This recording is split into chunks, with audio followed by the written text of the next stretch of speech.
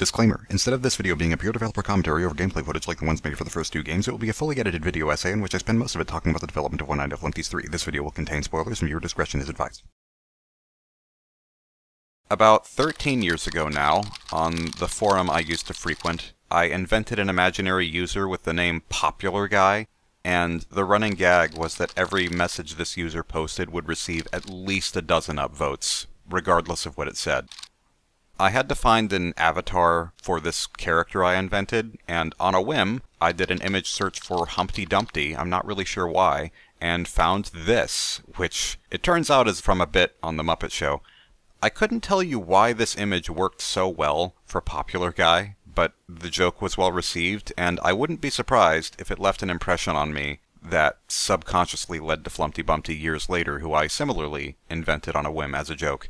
It never would have occurred to me that his popularity would grow to the degree that it has today.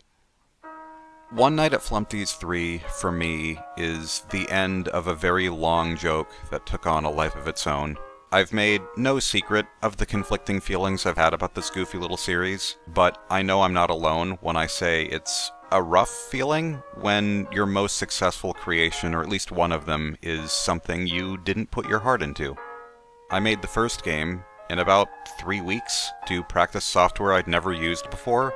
Not only was it a test parody game based on a series I really only had a passing interest in about 5 years ago, its cast is entirely made up of characters most people seem to have more passion about than I do.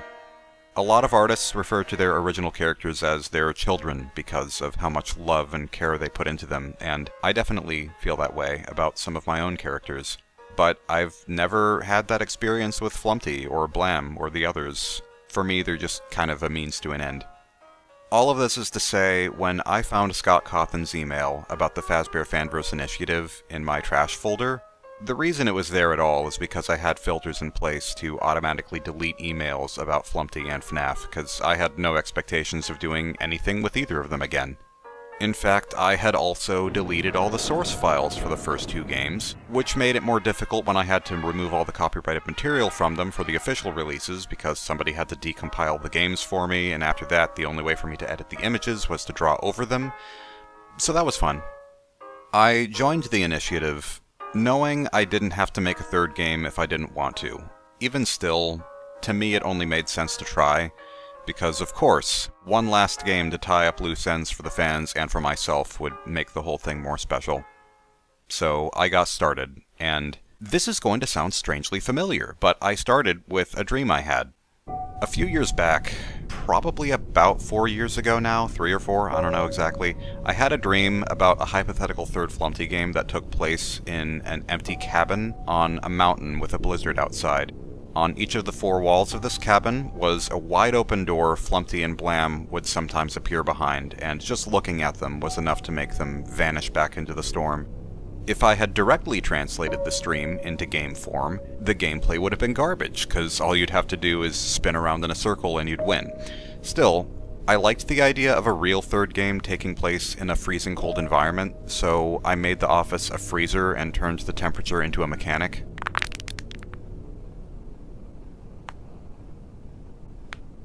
In hindsight, I realize the furnace is pretty similar to the music box in FNAF 2, which I have some reservations about, but my hope was that it would feel like a safe zone for the player at first, and then I would introduce a mechanic which shows that not even the one safe zone is truly safe, like any good horror.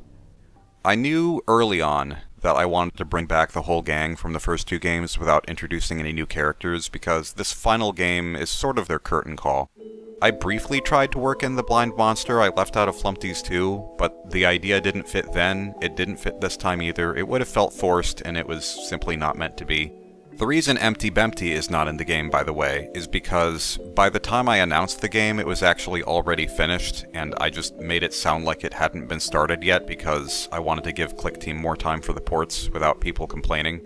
I don't know, it took a long time anyway. Either way, Empty Bempty was added to the first game after the third one was already finished, and it was just meant to be a little bonus anyway, nothing really important. Blam, as is tradition, is pretty neutral. He follows a path to the office, and you know he's about to enter when he has the Kevin Jr. pose. Golden Flumpty has always been a reference to Golden Freddy, who is a hallucination, turning him into a hallucination like the ones in FNAF 3 just made sense in my head. Someone had to come out of the furnace, and the red man seemed like the obvious choice because he's associated with fire and lava, although the idea of having him teleport through a portal in the wall was sort of carried over from the Grunkfist portals in the cancelled 1 Week at Flumpty's plans. Several things were carried over from those plans, one of the most obvious things being the snapshot camera, which I repurposed for use in the office instead of the security cameras because I wanted to force players to use the monitor to determine when a character is right outside, and lighting up the darkness in front of you with a flash of light just seemed like a cool way of fending them off. When balancing the game, I felt like there needed to be more of a reason to make every snapshot deliberate, which is why if you flash the light at Grunkfist the impatient clown, he attacks you unlike the other characters. It also worked out well because the room Grunkfist comes out of this time is an exhibit for clown art, which is an idea I was rather happy with, and it makes sense for an art exhibit to have a sign prohibiting flash photography. There was no way I couldn't bring back both the beaver and the owl this time, but one thing I didn't want to carry over from the cancelled 1 week plans was the toilet paper mummy beaver idea, because I knew everybody would be expecting that, and I was right. I also tried to find a way to implement both characters separately without their mechanics being identical, because having every character behave in a unique way is just my preference, but nothing I came up with felt natural. I eventually had the idea to kill off the owl like I killed off the beaver, and combine the corpses of these two functionally very similar characters into one twisted-looking chimera, which felt nice and spooky and didn't sacrifice gameplay. I think Eyesore was the last character whose mechanic I came up with for the first night, because by that point it felt like I'd covered all the bases with the other characters and I didn't know what else to add that would maintain the balance of the mechanics. Most likely what led to me putting Eyesore in the door was the fond, eerie mental image of all those eyes staring at you from the darkness, and I'd say it serves as a nice extra incentive not to look at the security cameras for too long. The number one idea that I absolutely wanted to bring back from the cancelled 1 week plans was a hectic night dedicated entirely to Flumpty with a dramatic shift in tone. Flumpty Night, as I call it, was the whole reason I wanted to make a third game in the first place, even 6 years ago. After all, Flumpty is the namesake of the series. He's immune to the plot, he can transcend time and space. He really should be the scariest character, and I did everything in my power to make that happen. The end result, in my opinion, is even better than I'd always hoped it would be. I'm glad I didn't design this night in the 1 week at Flumpty's days, because I've learned a lot, and I was able to capture exactly the mood I wanted back then, just with better gameplay that handles a lot of the same elements in a different way. I brought back the rooms that swap places on the map, the starry hallway, the laser doors, the room decorated with a bunch of glowing lines. The addition of the dinosaur was my friend's idea. This night combines a lot of new ideas with the best of the plans I had before, and it doubled as fan service, so that's great. It was cathartic, in particular, to animate the spider-legged Flumpty scampering through the vents, because that imagery had been in my head for years, and I was so eager to make it a reality that I'm pretty sure it's one of the first things I made when I got to work on Flumpty Night. I was also excited to make the jump scare, because Flumpty is more or less a reality-bending god of death.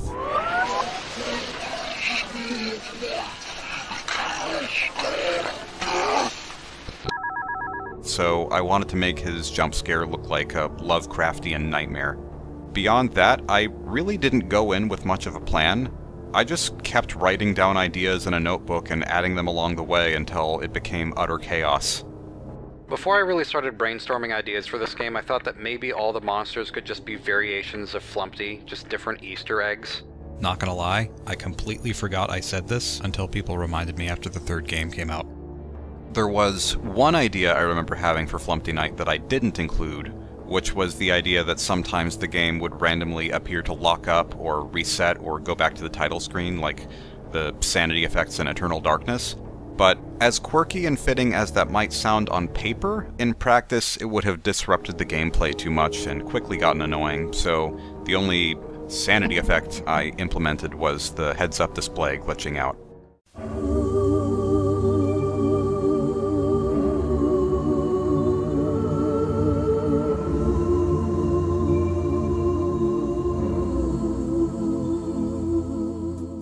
the decision to compose an electro swing song for the end of the night came to me while I was listening to Caravan Palace. Go figure. I wanted to greatly outdo the little jingle in the second game while also making reference to it, and I actually thought it would lighten the mood at the end of the night, but after putting it in, I think it just made things more intense, which is even better. I think it wraps up all the mayhem in a nice little bow, and I'm very pleased with how it came out. Flumpty Night is really the climax of the game, and even though hard-boiled mode is meant to be the hardest of the 3 nights, I didn't go out of my way to make it the hardest challenge it possibly could be, because narratively it's the falling action, it's the farewell to the characters, and I wanted people to actually be able to beat the night and see the true ending. In Five Nights at Freddy's 3, which always felt like the proper ending of that series to me, the background music of the Shadow Bonnie minigame was a music box cover of a classical piece by Schubert, which in English basically translates to Swan Song No. 4, Serenade. I used that same music box theme in the cancellation video for the One Week at Flumpty's game years ago, and it felt appropriate to sort of call back to that for the bittersweet final night of the series. So I made my own cover of Schubert's Serenade, and that's what plays in the game. One of the big reasons the One Week at Flumpty's game crashed and burned is I was trying to force lore into a fan game series that I think actually benefits from not having any lore, so the story was not a focus in this one, but it does have just a little bit more story than the others, and I think it fits. It occurred to me that the goal of the player has always been to survive until 6 AM, and technically, the Flumpty series has never ended a night on 6 AM. The first game ended with ham, the second game ended with spam, but never 6. It also occurred to me that this series is called One Night at Flumpty's, and Flumpty is above the laws of time, so I could make the argument that every night in the series is the same one night being reset over and over again with different rules until 6 AM finally arrives and you're free. I was happy with that idea, and it resonated with me on a personal level as well, because in some ways, I've felt trapped with Flumpty and have been waiting for a feeling of release to move on to new things. The final shot of One Night at Flumpty's 3 is a callback to the image I used in the trailer for the first game, and it's the very same shot I had planned to end the One Week at Flumpty's game with. Incidentally, now that I've added a hard-boiled mode to the first game, it has 2 nights, the second game has 2 nights, and the third game has 3 nights. That adds up to 7 nights, which is 1 week. So, in an unexpected, roundabout way, we did get to spend 1 week at Flumpty's after all, and I was able to end it how I always wanted. If I'm being honest, in regards to both Flumpty's and the Fazbear Fanverse initiative, it feels like I have more negative memories than positive ones, and maybe that's just because the negative ones stand out more easily. I've felt torn about my relationship with these games, and I think all the Fanverse developers agree that the initiative could have been handled way better than it has been, with unclear communication being perhaps the biggest issue of all. But hopefully, since my games have been the first ones in the lineup, I've run into most of the major problems, and the experience will go more smoothly for the others. Major shout out, by the way, to Phil Morg, who is also part of the Fanverse developing FNAF Plus. I have no idea why Click Team was given the unreasonable task of porting multiple games that weren't made in their own software, but Phil came along and did all the remaining necessary work for the Flumpty ports. He made a stylish menu for the console bundle, and he even found and fixed a few minor glitches that slipped under the radar. I could not have asked for anyone better for the job, and he's frankly the sole reason Flumpty's 3 came out before the death of the universe, so I'm very thankful, very, very, very thankful for his help. An additional shout out to Etches Sketchy, who is a good friend of mine, and also quite possibly the biggest Flumpty fan I've ever known. She has her own original characters who were initially inspired by the One Night at Flumpty's cast, but they're not even fan characters, they're her own distinct characters in her own world that she's creating, and that to me is even more flattering and cool, and she really made the release of the game more rewarding with her infectious enthusiasm. I'd also, of course, like to thank Scott Cawthon for this opportunity. Even though there have been times when I've felt like I don't belong and maybe I shouldn't have joined the initiative at all, and there have been times when I've been confused and frustrated and likely difficult to work with, Scott has been patient with me. He's educated me on certain things and kept my best interest in mind the whole time. Ultimately, when all is said and done, I'm glad that I made One Night at Flumpty's. I'm glad that I joined the Fanverse, and I think through this initiative, Scott has made a lot of people's lives a little brighter. Yeah, this is pretty much where my relevance with the Fanverse ends, with the possible exception of merch in the future, although I still don't know whether that'll happen or not, so we'll see. My last Flumpty uploads will be the One Night at Flumpty's 3 soundtrack, and then I'll start a new journey. If you're still interested in Five Nights at Freddy's content, you won't be seeing it from me, but you will be seeing it with the other members in the Fanverse, so if that tickles your fancy, please buy their games when they come out. They're all cool people with wonderful creative skill, and they deserve your support. With that said, take care, thank you for watching, and I'll see you in whatever we do next.